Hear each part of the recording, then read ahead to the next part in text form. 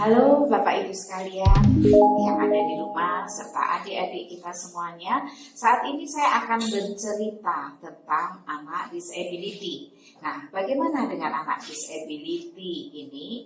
Anak disability, anak yang dengan keterbatasan, tentunya dia mempunyai keterbatasan dalam menangani segala hal terkait dengan dirinya. Ada juga yang mengatakan dia butuh bantuan dengan orang lain atau untuk caregiver-nya. Nah, pada kesempatan kali ini saya akan menjelaskan bagaimana cara membersihkan gigi atau menjaga kesehatan gigi dan rongga mulut pada anak disability. Nah, yang pertama perlu kita ketahui adalah menyikat gigi adalah suatu aktivitas individu untuk membersihkan giginya.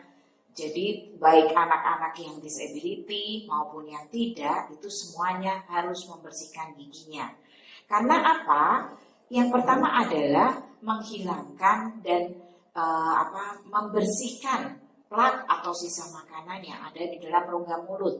Nah, hal ini dilakukan karena sisa makanan ini kalau tidak dibersihkan pasti akan terjadi penumpukan yang banyak dan akibatnya akan membuat gigi anak itu jadi kotor dan akhirnya giginya berlubang dan akhirnya sakit.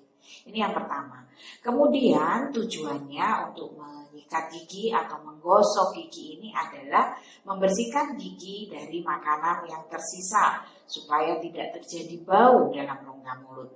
Dan yang terakhir adalah menstimuli atau merangsang jaringan gusi supaya dia bisa optimal bekerja dalam rongga mulutnya.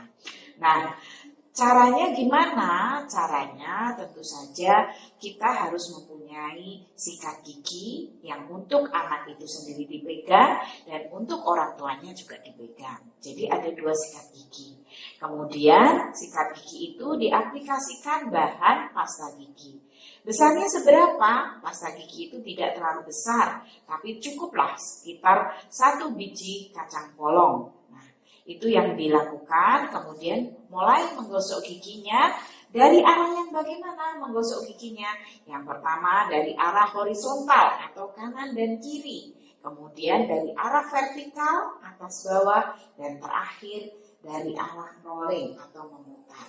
Ini dilakukan di semua bagian rongga mulut, baik di sisi kanan, sisi kiri maupun sisi tengahnya. Ini yang perlu diperhatikan. Kemudian setelah dilakukan kurang lebih sekitar 1-2 menit, kemudian anak itu supaya berkumur-kumur. Bagaimana dengan anak disability yang tidak bisa kumur? Nah, tentunya kita menggunakan air mata. Jadi artinya ada kemungkinan air itu tertelan. Nah, kemudian setelah semua selesai, nah baru kita simpan sikat gigi dengan posisi kepala sikat menghadap ke atas. Kenapa? Karena kepala sikat menghadap ke atas membuat sikat gigi itu kering dan tidak menjadi tumpukan bakteri jika itu basah. Nah, itu salah satu upaya kita supaya adik-adik ini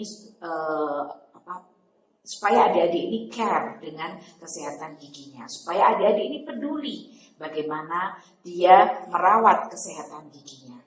Nah, yang jelas tentunya semua ini tidak terlepas dari bagaimana pemilihan sikat gigi yang baik dan benar. Sikat gigi yang jelas harus mencapai sampai ujung rongga mulutnya, kemudian juga bulunya tidak keras, karena kalau bulunya keras tentu akan membuat sakit untuk adik-adik disability.